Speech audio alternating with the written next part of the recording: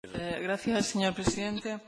Señor consejero, ¿cómo van a garantizar la escolarización de los niños de Buseco para este curso 2016-17 con las ayudas rebajadas que sufrieron para el transporte?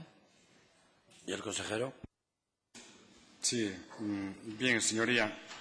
Vamos a ver, la escolarización de los alumnos de referencia está plenamente garantizada por la normativa de aplicación de esta consejería.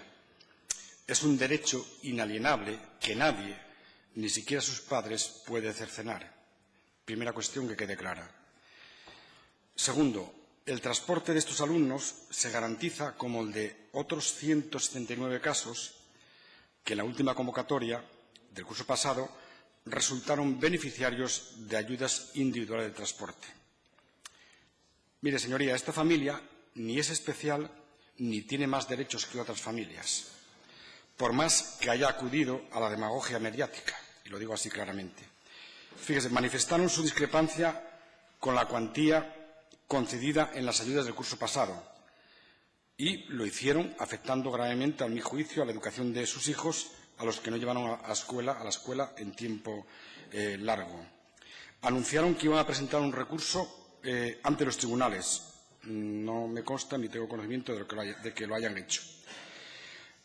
Vamos a ver, su transporte está garantizado con la existencia, como digo, de ayudas individuales, estando pendiente ahora en estos meses la publicación de la primera convocatoria ordinaria referida a este curso escolar, en la que tendrán que solicitar ayuda según la modalidad que elijan, y esto es importante, bien por sus propios medios, bien a través del servicio de taxi, y de acuerdo con las tarifas generales aprobadas. En todo caso, y como ya creo que es sabido, puesto que se anunció en la Junta General, la intención es publicar unas bases reguladoras nuevas para la concesión de ayudas individualizadas en materia de transporte escolar aplicables ya a este curso. Y en ellas, entre otros aspectos, señoría, se contemplará expresamente para los supuestos en los que el interesado haya optado por la opción de alumnado transportado por medios propios, el que la cuantía de la ayuda se fije, leo textualmente, en función del recorrido efectivamente realizado, expresado en kilómetros, para transportar al beneficiario de la ayuda desde su domicilio al centro docente o parada de transporte escolar más próxima y viceversa, considerando, esta es la diferencia, tanto los viajes de ida como, en su caso, los de vuelta en vacío. Con esta medida adoptada se pasaría a percibir una subvención por el doble de cuantías concedidas el curso pasado. De todo ello, creo que es conocedora la familia, puesto que fue la solución que se les aportó en el último trimestre del curso pasado, cuando reclamaron de modo insistente su situación. Muchas gracias.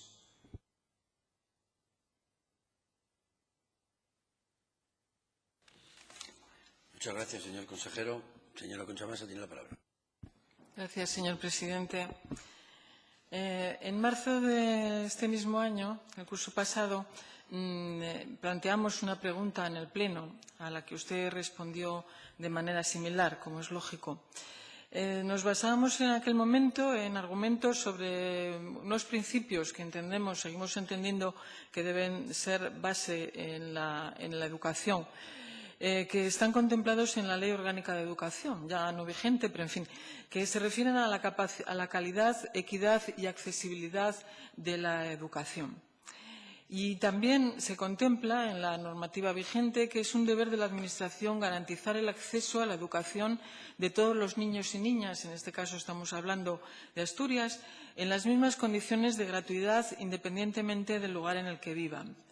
En ese sentido, bueno, ya sabemos un poco la historia, que aunque solo se prolonga varios meses, pero ya nos parece demasiados, de las bases reguladoras, de la modificación que hubo en noviembre de 2015 sobre la regulación y de todos los avatares que tuvo y que afectaron a varias familias de lugares diversos de la geografía rural asturiana. Es cierto que con casi todas las familias al final se llegaron a acuerdos de una manera o de otra, excepto con una, que es la que hemos vuelto a traer ahora a esta pregunta. En esas bases reguladoras de noviembre de 2015 se crea una nueva categoría, que es la del alumnado que se traslade por sus propios medios, en realidad medios familiares, y se establecen las cuantías de las ayudas correspondientes, como usted, señor consejero, bien nos ha explicado.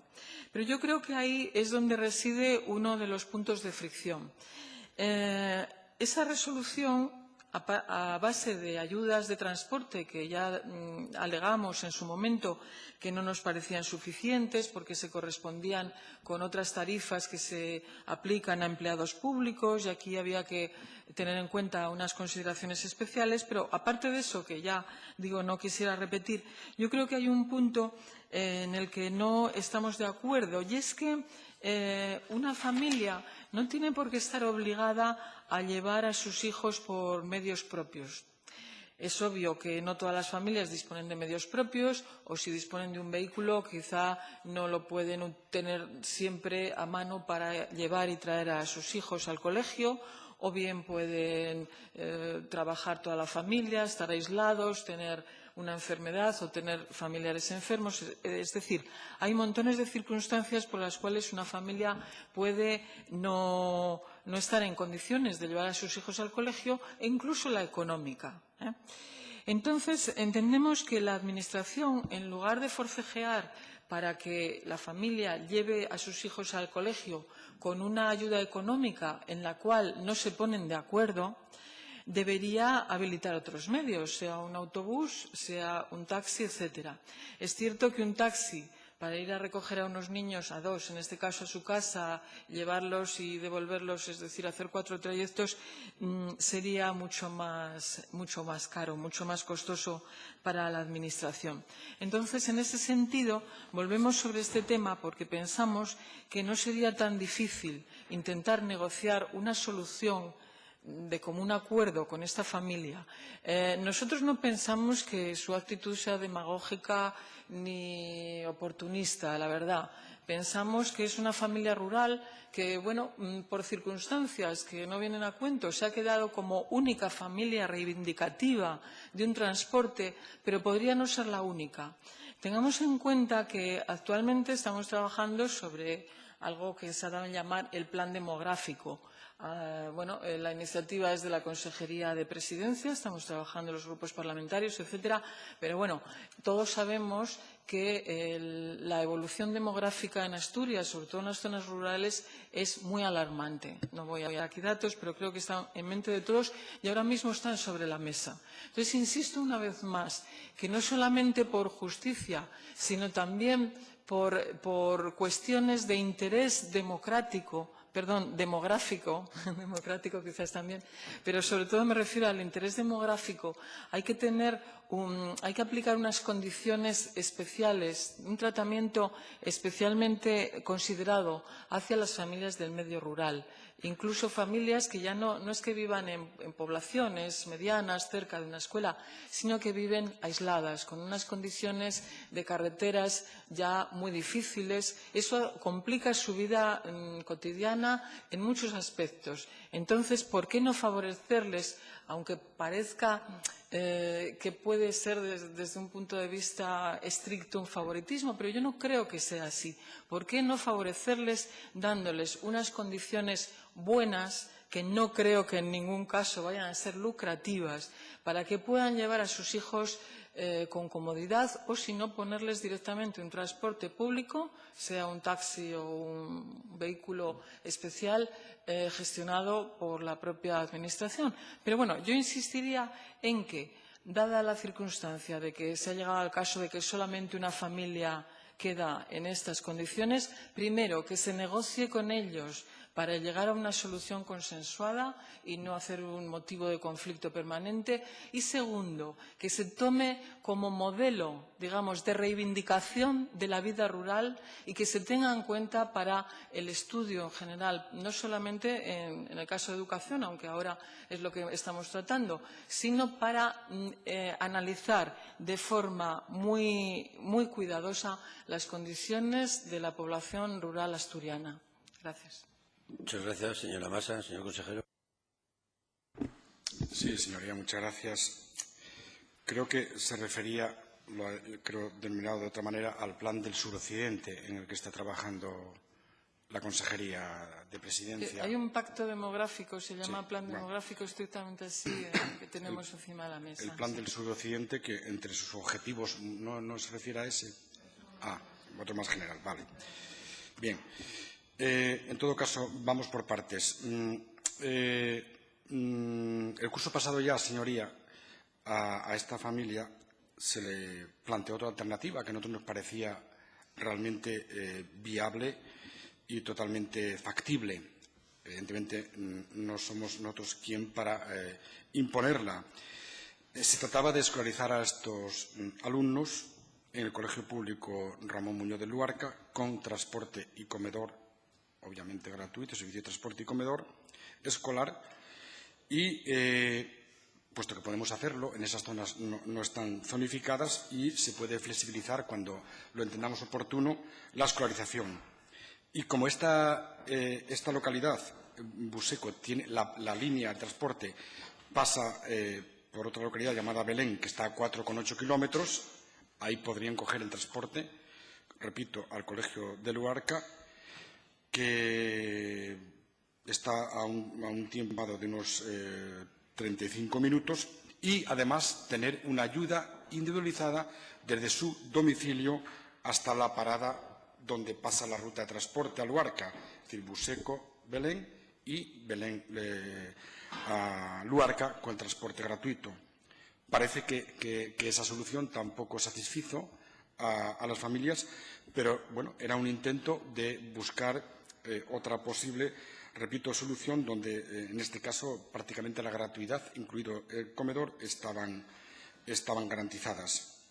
La familia no optó, repito, por este curso en el que ya se inició por esta posibilidad, con lo que entendemos que participará en las convocatorias de ayudas individuales al transporte escolar que próximamente se van a publicar con esa modificación del cobro duplicado, incluidos los viajes en vacíos. Es verdad que nosotros tenemos que garantizar el principio de gratuidad y acceso a la enseñanza, a la educación. Creo que lo cumplimos. No es menos cierto que nosotros no podemos poner un taxe a cada uno de los 17.000 alumnos que son usuarios de transporte y comedor. Y nosotros, y se lo digo claramente, no estamos cerrados a otras posibles soluciones que quepan, bien en el plan que antes mencionaba, que no es al que se refiere usted por lo visto, del plan de suroccidente. Lo cito porque, bueno, y habrá ocasión de hablarlo, justamente en él vamos a incardinar el transporte gratuito a los alumnos de Degaña y otras localidades del suroccidente, que, por cierto, para nosotros era un compromiso, pero también una satisfacción grande el haberlo logrado, aunque no es cuestión fácil y aunque lo parezca que pudiera serlo.